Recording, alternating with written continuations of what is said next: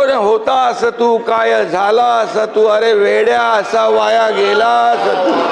काल जो एक जोर का झटका धीरे से लगा है, त्यामुळे त्यांचं मानसिक संतुलन बिघडलेलं आहे। समजून सांगा, नुसतं स्टंटगिरी करून येऊन इथे काहीतरी बडबड करून जायचं। अध्यक्ष महोदय, अरे ते तुमचे हे कुठे गेले, मित्र कुठे गेले, हे बाकी लोक कुठे गेले? घरी गेले का?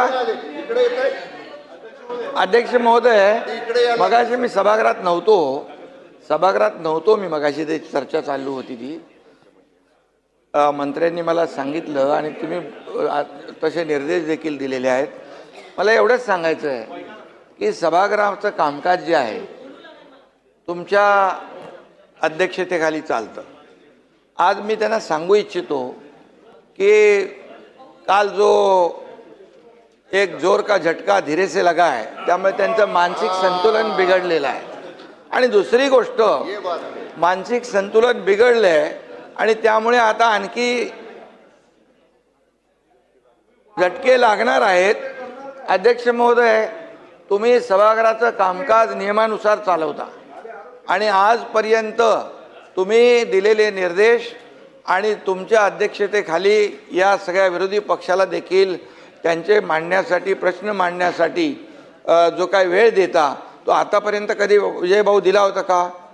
आणि दुसरी गोष्ट, राज्यमंत्री असतात, एखाद्या प्रश्नाला, एखाद्या लक्षवेधीला अतिशय व्यवस्थित न्याय मिळाला पाहिजे, म्हणून तुम्ही हे जे काय कामाचं वाटप तुमच्या अध्यक्षतेखाली झालेलं आहे आणि ज्या ज्या वेळेस राज्यमंत्री जेव्हा प्रश्नाचं उत्तर द्यायला कधी त्याच्याकडून अधिक कमी जादा माहिती मिळते, त्यावेळेस स्वतः मंत्री असतात, मी स्वतः येतो, मुख्यमंत्री स्वतः येऊन उत्तर देतात आणि त्यामुळे हे कलेक्टिव्ह आमची रिस्पॉन्सिबिलिटी आहे, जबाबदारी आहे। त्यामुळे काय आता काय झालंय, त्यांच्याकडे मुद्दे नाही आहे, ते डेस्परेट झालेले आहेत, फ्रस्ट्रेट झालेले आहेत आणि आता त्यांचं मानसिक संतुलन बिघडलेलं आहे। त्यामुळे आता ते नाही आहेत, नाही तर मी बोललो असतो, कोण होता असं तू, काय झाला असं तू, अरे वेड्या असा वाया गेला असं तू, अरे काय।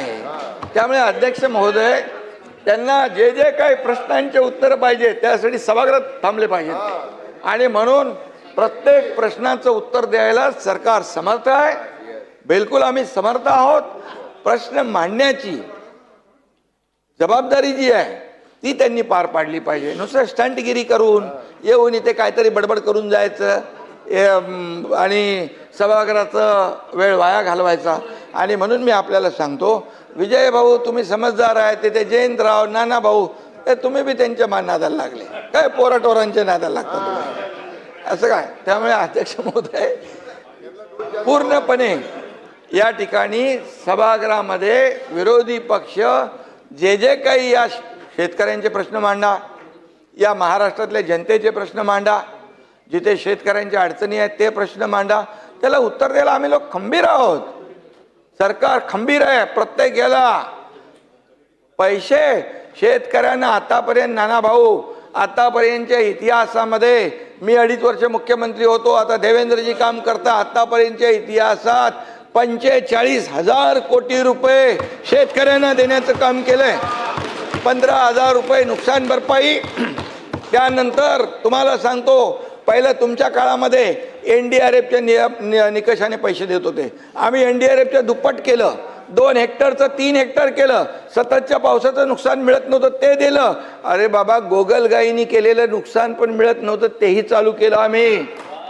6,000 रुपये प्रधानमंत्री मोदीजी देतात, 6,000 आपण चालू केले महायुती सरकारने, हे लक्षात ठेवा ना तुम्ही।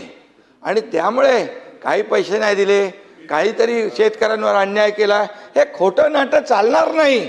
महाराष्ट्रातल्या जनतेने दाखवून दिलेलं आहे, जागा तुमची, तुम्हाला बोलत नाही, जागा दाखवून दिलेली आहे। आता ही एकदम अशी होत चालली आहे, अगदी इकडे आता इकडे बाहेर पडतील तिकडे। आणि त्यामुळे मी आपल्याला सांगतो, अध्यक्ष महोदयांचा निर्णय अंतिम असतो। अध्यक्ष महोदयांचा निर्णय चुकीचा, अरे तुम्हाला काय बोलायचा अधिकार आहे? अध्यक्ष महोदय म्हणजे नियमाने हे सभागृह चालतं, हे सभागृह सार्वभौम आहे, याचं पावित्र्य राखणं आपलं काम आहे. त्यामुळे आम्ही सगळे काय सर्व 19 ते 22 काय होतं तुम्ही लक्षात, तुम्ही होते ना जयंतराव? 19 ते 22 काय परिस्थिती होती? उत्तर द्यायला कोण सांगायचं? अरे बाबा, सभागृहात तरी बसायची का लोक? सभागृहात तरी बसायचे का? अरे म्हणून मी सांगतो, जरा थोडं मागे वळून बघावं, आत्मपरीक्षण करावं आणि आत्मचिंतन करावं. जो जो जो जो शीशे के घर में रहते और दूसरे के घर पे पत्थर नहीं फेंका करते. जरा समजून सांगा जयेंद्र. समझ के लेने दो, नहीं तो पूरे. पाटील साहेब, अरे नाही आहेत ना. जरा समजून सांगा शेजारी. समजून सांगा, समजून सांगा. ठीक आहे.